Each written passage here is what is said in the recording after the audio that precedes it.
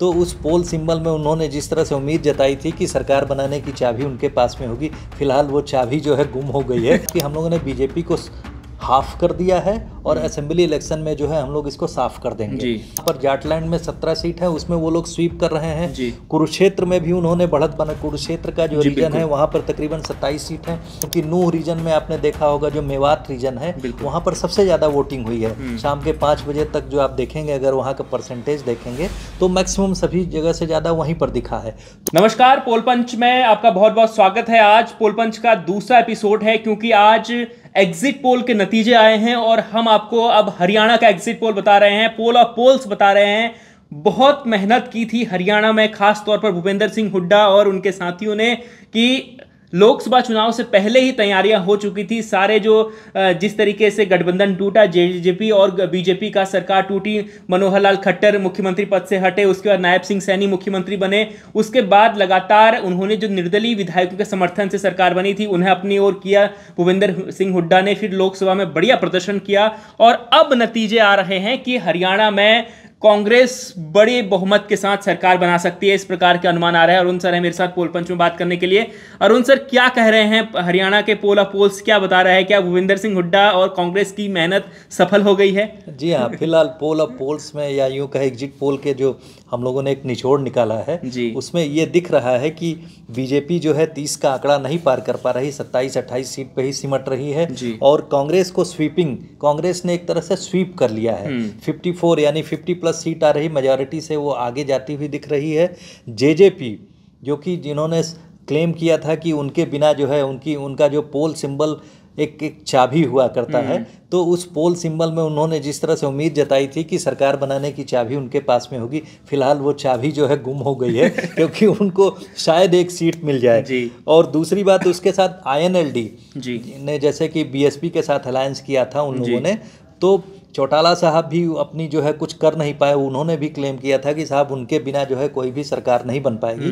तो exit poll में तो फिलहाल ऐसा होता हुआ नहीं दिख रहा है। और चौथी बात मैं कहूँगा अदर्स के लिए, इंडिपेंडेंट्स के लिए, हरियाणा की राजनीति में इंडिपेंडेंट्स, रेबल्स भी बहुत थे, इंडिपेंडेंट्स भी एक तरीके से वो लोग चुनाव लड़ रहे थे। तो कहा जा रहा था कि इंडिपेंडेंट्स बहुत लोगों का खेल बिगाड़ देंगे, स्पेशली कांग्रेस का खेल बिगाड़ सकते हैं। तो फिलहाल वो लोग खेल तो नहीं बिगाड़ पाए, लेकिन एक नंबर जो है वो लोग भी अच्छा जो है 6-7 सीट जो है तकरीबन वो लोग जीतते हुए दिख रहे हैं। बिल्कुल सर, लेकिन जिस तरीके से खबरें आ रही थी कि हरियाणा में भूपेंद्र सिंह हुड्डा बहुत मेहनत कर रहे हैं, लेकिन गुटबाजी के चलते कांग्रेस जो है वो वहां पर वो मैदान खो देगी, इस प्रकार की खबरें आ रही थी। लेकिन चुनाव नजदीक आते आते राहुल गांधी आए, प्रियंका गांधी आए, खड़गे साहब आए और उन्होंने शैलजा कुमारी और भूपेंद्र सिंह हुड्डा की अंदर की जो मनमुटाव था उसको एक ही मंच में लाकर जनता के बीच में संदेश दे दिया कि भैया कांग्रेस में सब ठीक चल रहा है। और अब जो नतीजे आ रहे हैं पोल ऑफ पोल से कर रहा है कि वो तो बिल्कुल क्लीन स्वीप कर रहे हैं। जी हाँ, क्लीन स्वीप कर रहे हैं। इसके कई कारण दिख रहे हैं। एक तो सबसे बड़ा कारण जो कि हम लोग बात करते रहे थे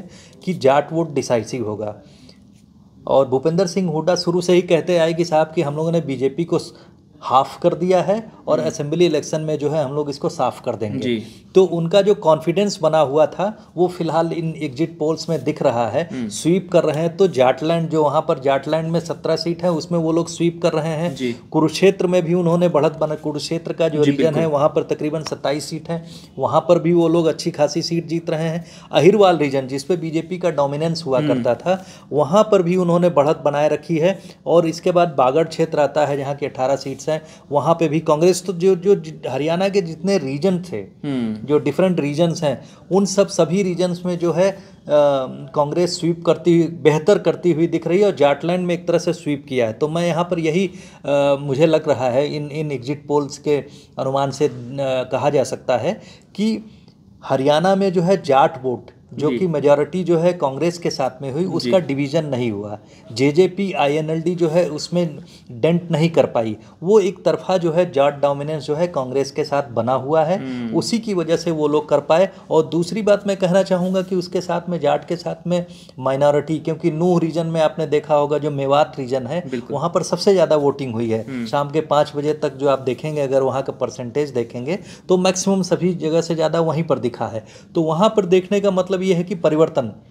परिवर्तन इसका मतलब कि वो परिवर्तन यानी कांग्रेस के साथ चला गया। मैं माइनॉरिटी वोट जो है वहाँ पर मैटर करता है, तो वो जाट के साथ वो लोग मिल गए, तो वहाँ पर परिवर्तन की दिशा में वोट जाता हुआ दिख रहा है। और तीसरी बात मैं ये कहना चाहूँगा कि जो जेजेपी है, जो क्लेम कर रही थी, जेजेपी ने दलित जो पार्टी के साथ में एजे चंद्रशेखर आज़ाद की पार्टी के साथ में अलायंस किया था, तो वो लोग कुछ इसलिए नहीं कर पाए क्योंकि जाट शायद उनसे जेजेपी से दुष्यंत चौटाला से गुस्सा थे, क्योंकि पिछली बार जब वो लड़े थे चुनाव 2019 10 सीटें उनको मिली तो 10 सीट जीती थी, तो वो लोग बीजेपी के साथ में नहीं थे, तो जाहिर सी बात उस समय को जो उनको 10 सीट मिली थी वो एंटी बीजेपी वोट के कारण मिली थी। और इस बार जो है फिर से उन्होंने लोकसभा इलेक्शन के पहले उनके साथ हट गए, तो जो वोटर है, जो जाट वोटर था वो नाराज था उनसे, इसीलिए शायद उनको जो है उन लोगों ने एक भी सीट, शायद वो एक सीट जीत पाए, अपनी सीट जीत पाएंगे नहीं जीत पाएंगे ये भी कहना मुश्किल है। तो जेजेपी के साथ में जो है उन्होंने जो आखिरी समय में जो वो कोशिश की एक चाल चलने की कि साहब अपने हम जाट वोट बैंक में स्प्लिट करेंगे, अपने लिए चाबी अपने पास रखेंगे सरकार बनाने की, वो फिलहाल उनकी चाल कामयाब होते हुए नहीं दिख रही। बिल्कुल, तो ये खास तौर पर कांग्रेस के लिए बहुत बड़ी खुशखबरी होगी कांग्रेस, क्योंकि आपने देखा था कि कांग्रेस का देश भर में जिस तरीके से लगातार राज्य दर राज्य कांग्रेस हारती जा रही थी, चुनाव सारे राज्य गवा दिए थे कांग्रेस ने, एक तरीके से कांग्रेस की वापसी की लहर हम इसे कह सकते हैं। कांग्रेस, राहुल गांधी जिस तरीके से भारत जोड़ो यात्रा और लोकसभा चुनाव के बाद के दौरान वो जिस तरीके से उन्होंने अपना एक तरीके से पुनर्जीवन दिखाया, अपना नया एक रूप दिखाया उन्होंने, तो उसके बाद से लगातार कांग्रेस को भी फायदा हो रहा है और सहयोगी पार्टियों को भी फायदा हो रहा है, उनकी रणनीति काम कर रही है।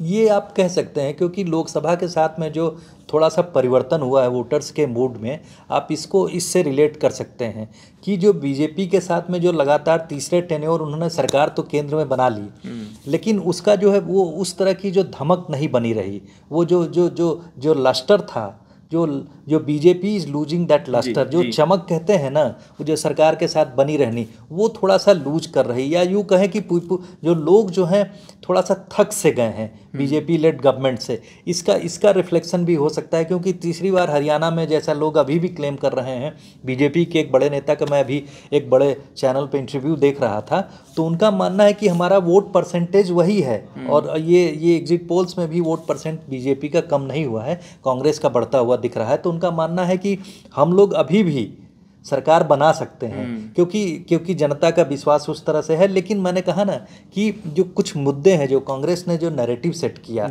किसान, पहलवान और जवान, तो जवान में आप एक बहुत बड़ा मुद्दा है यूथ वोटर्स का।